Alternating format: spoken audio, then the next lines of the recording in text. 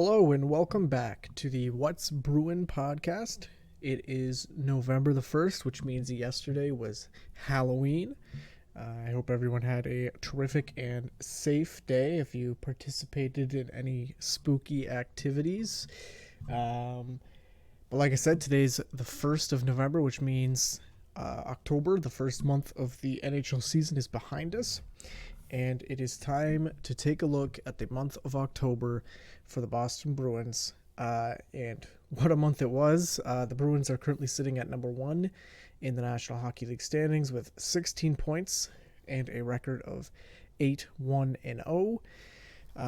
This team has done a lot of great things the first 4 weeks of the season, despite, as we all know, the many adverse challenges that they had to face, including injuries to two of their star players, and Charlie McAvoy and Brad Marchand.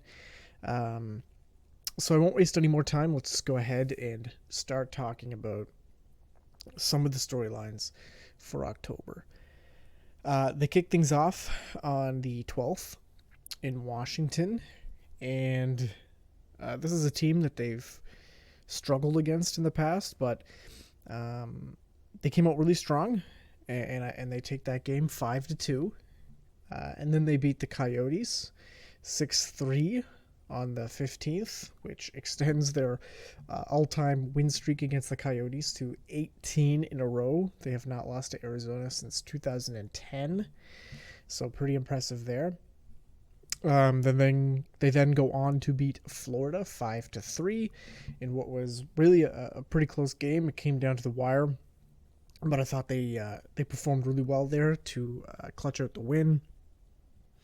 Then they went to Ottawa, where they would lose their only game of October by a score of 7-5. So still a very winnable game. Swayman had a bit of a tough one in net, but overall they were able to stay in the game despite allowing 7 goals against. From there, they went on a 4-game homestand where they would defeat Anaheim 2-1, Minnesota 4-3 in overtime, Dallas 3-1, and then Detroit 5-1. And finally, they capped off the month with a decisive 4-0 victory over Columbus.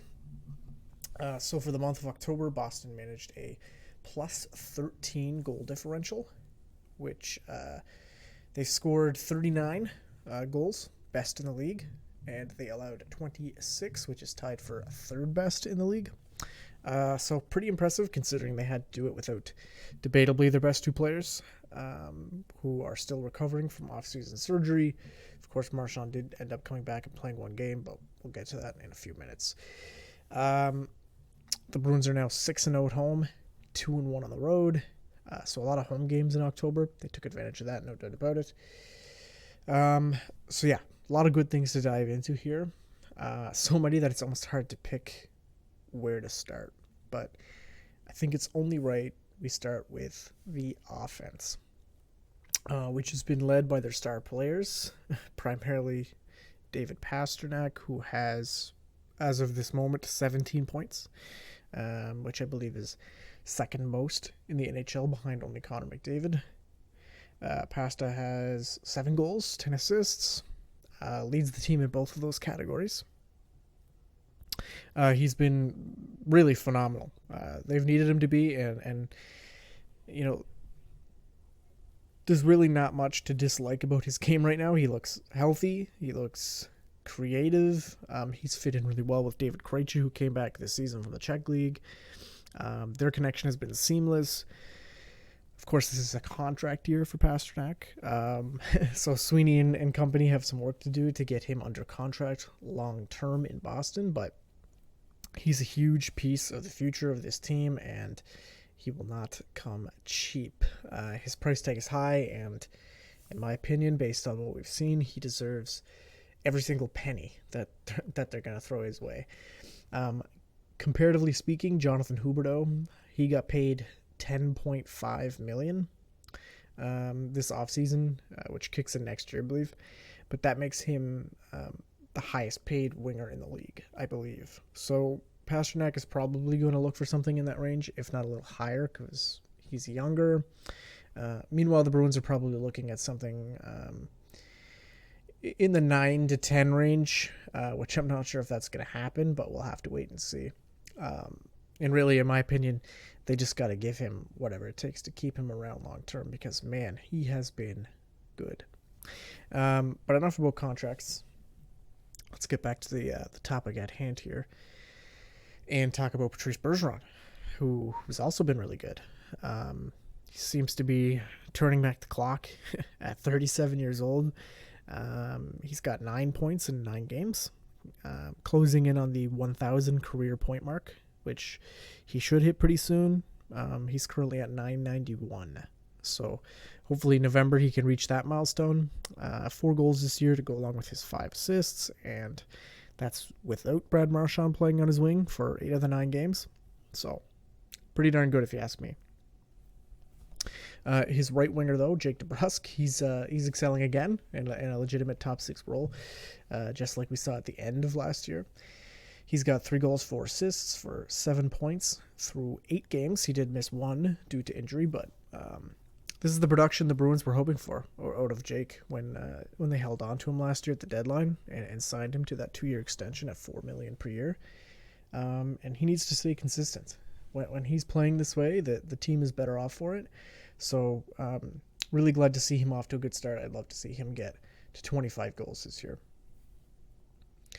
Also under the category of really good, Pasternak's line mates, Krejci and Hall, who have 8 and 6 points respectively. This line looks electric. Really fun to watch, really creative, a lot of threats.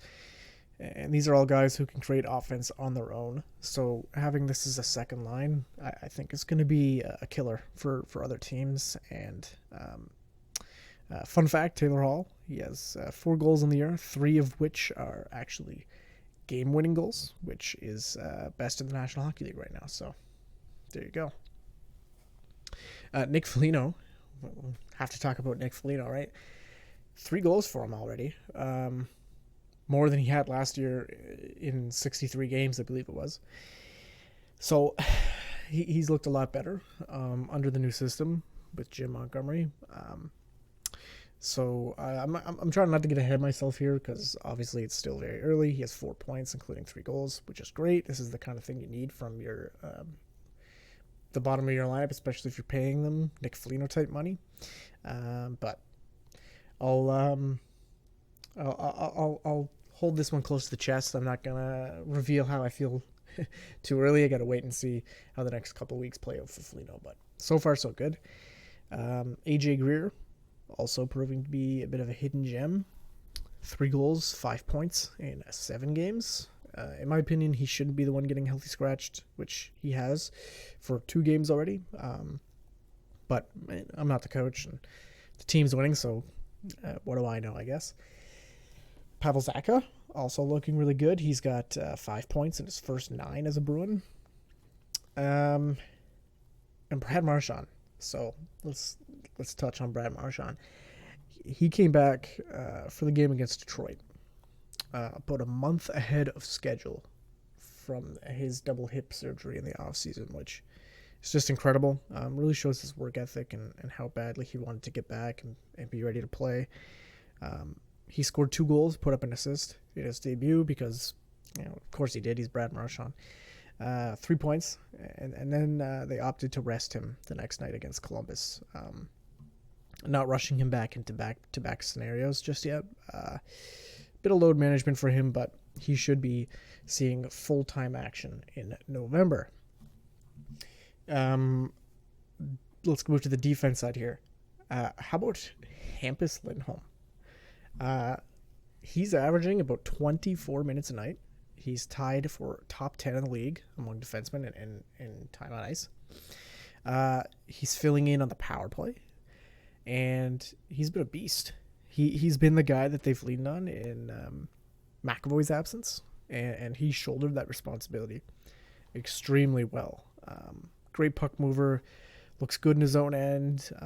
He's proving to be a really, really solid trade and signed by Sweeney last year at the deadline, and I've really liked how he's played. He's been an incredibly important piece so far this year, and he's got 7 points, so he's off to career year pace very early in the season. Matt Grzelcyk, who also missed the first 4 games of the year. He's quietly got 4 points in his first 5. Thought he's been really good as well. Connor Clifton, another guy who's had way more responsible than usual on the right side. No McAvoy. Carlo missed some serious time. So he's had to take on a bigger role. And he's been great. He looks like he's really maturing into his role. And they've needed him to because, like I said, they're a little weak on that right side. So he's been playing some very important minutes, some very heavy minutes. He's shown a lot of toughness this year, which we always knew he had. Also a little bit of offense, 4 points for Connor Clifton so far, so we take that. Speaking of Carlo, though, because we did bring him up just a minute ago, he missed a stretch of 4 games. He took a hit. It was a clean hit, I think, against the Coyotes. But unfortunately, his head took a little bit of impact. He was out for 4 games with a concussion. Now,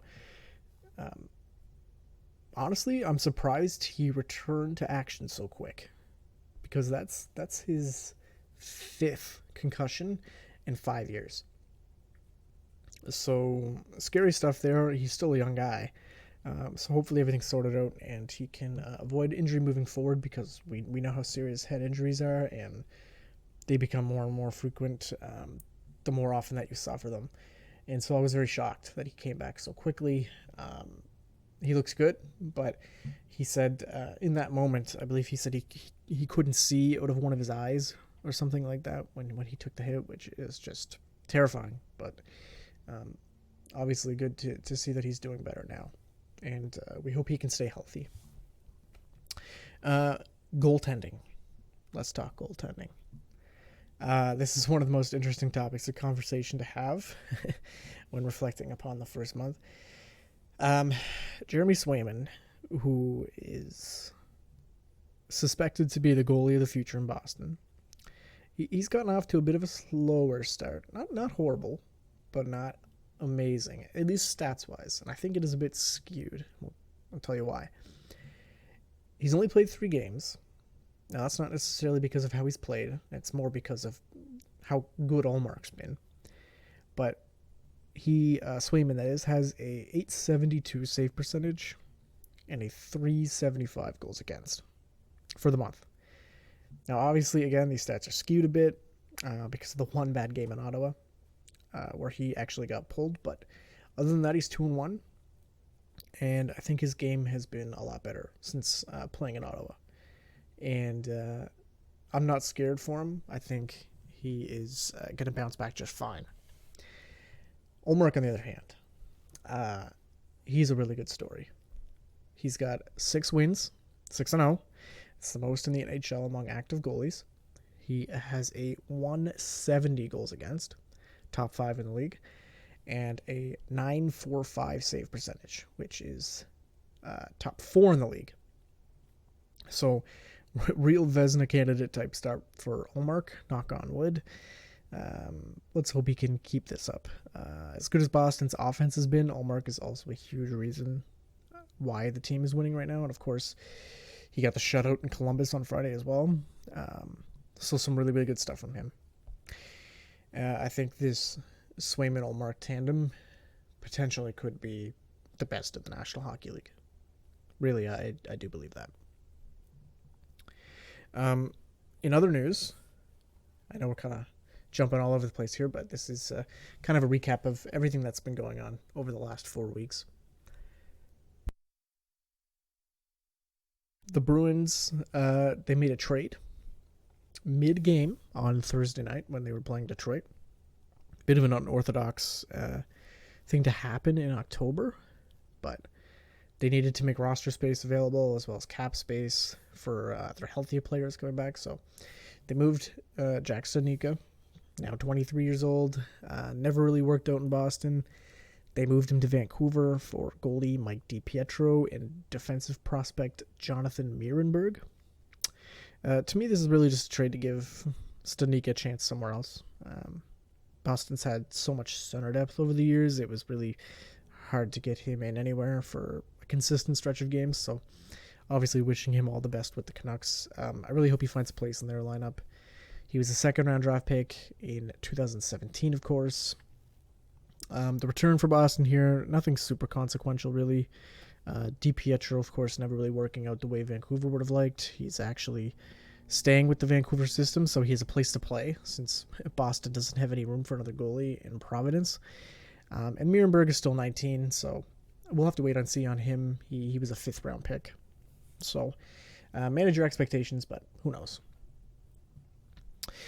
So overall, a lot of really good stuff happening right now in Boston. Usually, at this point, I like to talk about some stuff that needs to be better. But right now, everything seems really positive. And so the only things I think that I could say could be better would be maybe guys like Craig Smith, Trent Frederick, and Jakub Zboril. These are guys that I'd like to see a little more out of. And truth be told, with McAvoy almost ready to return, they're going to need to clear more cap space and another roster spot. So these are all guys, along with probably Mark Riley, who are candidates to be moved. Likely one of Riley or Smith, since their cap hit is higher, and they'll need to move a decent chunk of cash in order to activate McAvoy. But, it's tough to speculate too much on that at this time. We'll have to wait and see. And of course, McAvoy is getting closer. It was announced that he is traveling with the team for their upcoming early November road trip. He won't play, but he wanted to be with the team to get practice in, so that's a really good sign. Practicing in a full contact sweater for the first time in a long time. So we should expect to see McAvoy on the ice at some point in November. So some key takeaways here. Number one, offense has been incredible. This team has the most goals scored in the NHL. I'm crediting both players and the coach, Jim Montgomery. Haven't talked about Montgomery yet, but he's been really good. Of course, known to be an offensive-minded coach. He's proving that reputation to be true. I think he really has inspired this group and has given them a bit of a fresher look. It was questionable at the time, whether or not Cassidy should have been fired. Of course, Cassidy also doing really well this year with the Golden Knights. He has 16 points with them as well. One more game played than the Bruins, though. That's why the Bruins sit in number 1. They're 8-2, so good for him. But I think this Montgomery system has just been kind of a fresh start for a lot of guys. And I've liked what we've seen so far. Hard to not be happy with an 8-1 start. Takeaway number 2. Linus Ullmark. He has been lights out. And other than that one messy game against Ottawa, I've liked what I've seen from Swayman too. So I mentioned this earlier, but really I do believe this could be one of the best tandems in the NHL, just like it was last year. And again, just another really solid signing by Sweeney, I got to say. And I'm hard on Sweeney sometimes, but I got to give him credit where it's due. Getting Ullmark under contract last off season, I guess, was a really smart move, and it's paying off big time now. So, just a little nod to Sweeney there. And finally, a third takeaway here is the way they've overcome adversity. The Bruins, I would say, kind of had a middle of a pack schedule in terms of difficulty. Not super difficult, but definitely not easy. There were some tough opponents in there, like Florida, Dallas, Washington, that they had to beat, and they found ways to win games without key players. Marchand, of course, now ready to return, but he missed 8 of 9. McAvoy, we mentioned. Grzelcyk missed 4 games. Scarlo missed 4 games. DeBrusk missed a game. Krejci missed a game. And they found ways to win without them. So that's a really positive thing.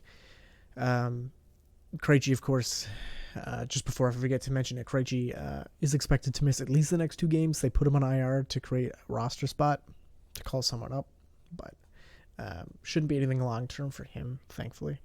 Just thought of that, so I figured I'd mention it.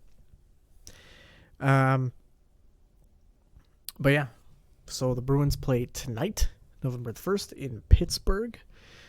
Penguins also off to a pretty good start to the year, so it should be a good matchup. The Penguins are always a competitive team. They remind me a lot of the Bruins, no matter how old their players get. It seems like it doesn't matter. They're always going to be a good team. So looking forward to that matchup. The Penguins started the year really hot, and as of late, they've kind of struggled a little bit. They're now at 4-4-1, so they're going to be eager to get back into the win column. After that, the Bruins travel to New York to take on the Rangers, and then to Toronto to take on the rival Maple Leafs on the 5th. That's Saturday night, so that's a game I'm really looking forward to. And those are the next 3 games they have on deck. We'll see if they can manage another solid month. I don't imagine they're going to only lose 1 game, but let's hope for a positive record. The Bruins currently sit number 1 in the Atlantic, holding firm on that number 1 position, but it's a long season to go. Still, 70-plus games to play, so I'm just hoping they can keep it together, but I've liked what I've seen so far. Okay, everyone, well, thank you very much for listening. This was a quick solo episode. I hope you enjoyed it. It was a quick recap of the month of October. Hopefully I didn't miss anything, but there were a lot of things happened, so it'd be easy to maybe glance over something. But best of luck for the upcoming month, and we'll do this again at the end of November. Thanks for listening, everybody.